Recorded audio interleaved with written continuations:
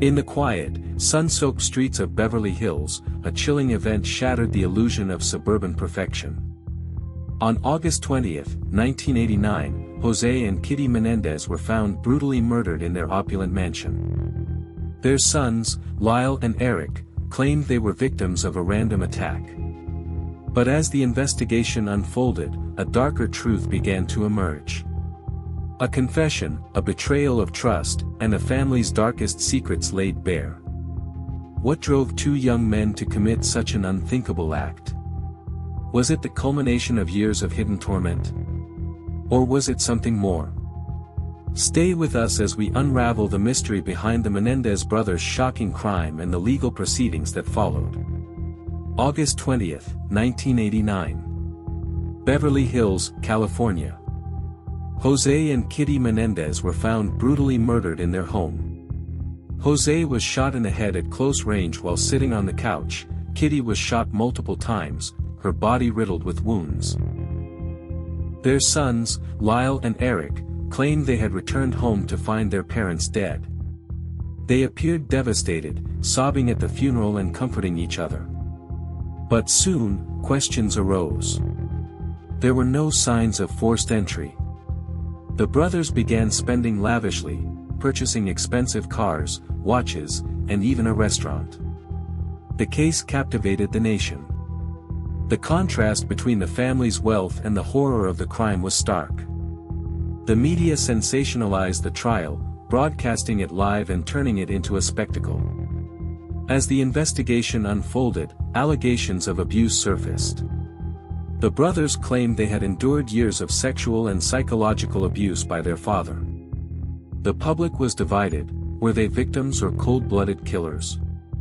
The Menendez case remains one of the most infamous and controversial in American history, raising questions about motive, justice, and the influence of media on the legal system.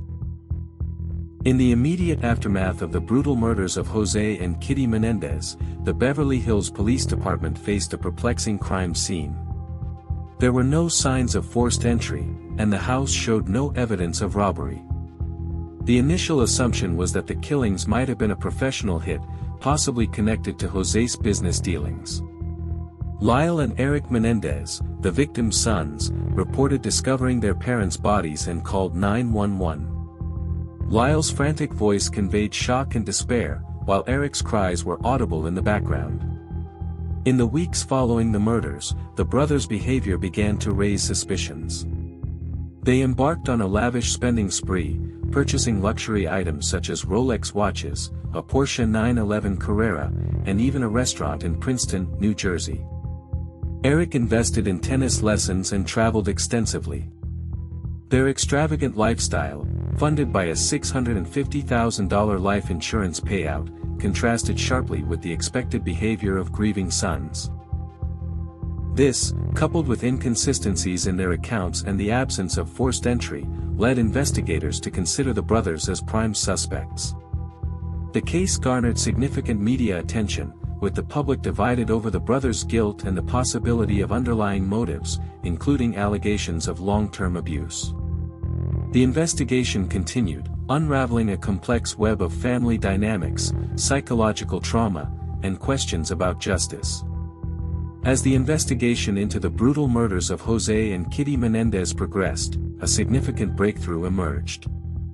In October 1989, Erik Menendez confided in his psychologist, Dr. Jerome Oziel, revealing that he and his brother Lyle were responsible for their parents' deaths.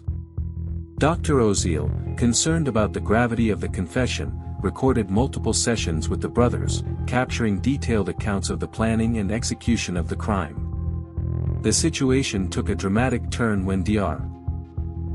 Oziel's mistress, Judalon Smith, learned of the tapes and, following a breakup with Oziel, reported the information to the police in March 1990.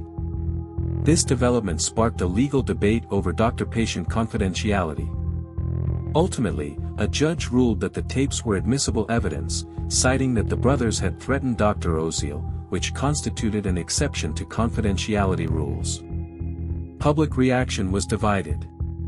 Some viewed the brothers as cold-blooded killers driven by greed, while others believed their claims of enduring years of abuse by their father, José Menendez. The key breakthrough came with the arrest of Lyle and Erik Menendez in March 1990, marking a pivotal moment in a case that would captivate the nation and spark ongoing debates about justice, privilege, and the complexities of familial relationships. The legal proceedings against Lyle and Erik Menendez unfolded in two high-profile trials that captivated the nation and sparked intense debate over issues of abuse, privilege, and justice.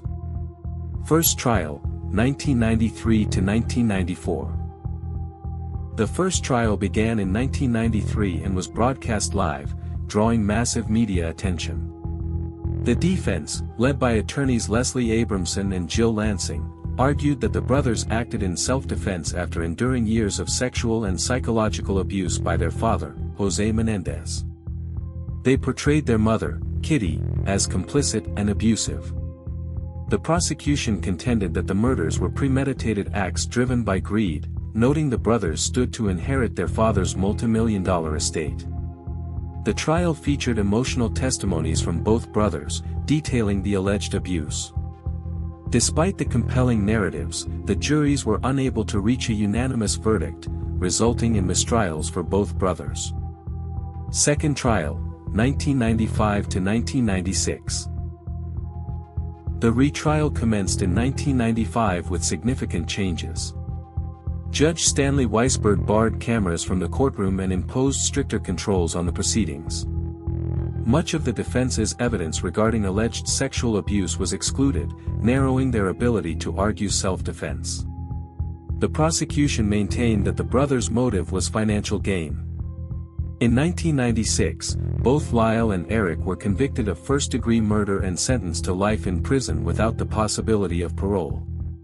In 1996, Lyle and Erik Menendez were convicted of first-degree murder for the brutal killings of their parents, José and Kitty Menendez. They were sentenced to life imprisonment without the possibility of parole, a verdict that concluded a case that had captivated the nation.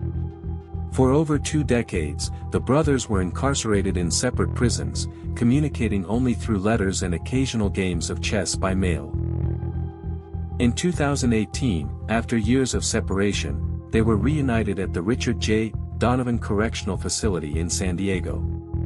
Their emotional reunion marked the first time they had seen each other in person since their sentencing. The case faded from the public eye until a resurgence of interest emerged in the 2020s. Documentaries and dramatizations, including Netflix's Monsters, The Lyle and Erik Menendez Story, reignited discussions about the brothers' claims of enduring years of abuse by their father. New evidence, such as a letter Erik wrote to his cousin in 1988 detailing the alleged abuse, and testimony from Roy Rossello, a former member of the boy band Menudo who accused José Menendez of sexual assault, added complexity to the narrative. In May 2025, acknowledging these developments and the brothers' rehabilitation efforts, a Los Angeles judge resentenced Lyle and Erik to 50 years to life, making them eligible for parole. Their parole hearing is scheduled for June 13, 2025. The Menendez case continues to provoke debate. Were Lyle and Erik victims of prolonged abuse who acted out of desperation, or were they cold-blooded killers driven by greed?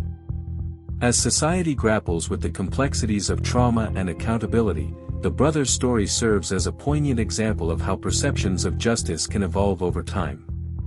The story of the Menendez brothers remains one of the most complex and controversial true crime cases in American history. It's a tale marked by horror, privilege, and deep psychological complexity.